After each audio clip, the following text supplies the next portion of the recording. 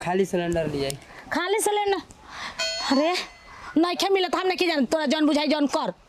खाली सिलेंडर लिए तो बाद में ना लेके चल जीबा। ना ना हमारा ऊपर लोड बा। ये भाई देखो हम का काला एजेंसी पे खाली सिलेंडर पहुंचा ना ना ना ना वो वाला ना वो कहां गुल बेटा कहता ना आदमी खलल बना ओ कहिया घरे रहे ले ओकरा कौन चीज के चिंता बा? हमारा तनख्वाह बाल बच्चा नींद करे अच्छा हुए हाल बा ओकर। हेलो ठीक है 2 नंबर रुपया काहे के? हेलो हाँ ये माई जी जी 6 नंबर फ्लोर में पहुंच जाएगा।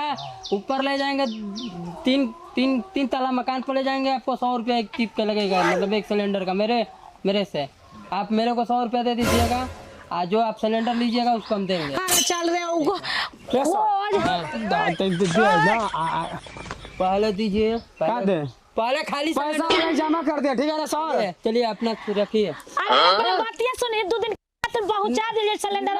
हमारा ऊपर लोड है ना, हम काहे लिए देंगे? आजकल बहुत महामारी चल रहा है, सिलेंडर आजकल कोई मिल नहीं रहा है। अरे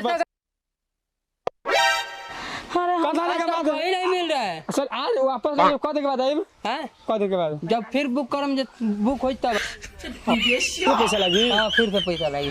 वो पैसा अब ना मिली ना अरे नतिया 20 रुपया दे। हाँ वो ना मिली है नहीं है। ए नती तार मुंह बनावा तार में हरिया कहां गइल बिया? रुक हम खोल कहां गइल कहां गइल? घर में आग लगा के धइले बड़ा। ओकरा कुछ चिंता नहीं के। आ गैस लेके आई तो गैस वाला लेके चल गलो। खइया जा का खा ल जा, सतुए घर के पी के रहे के।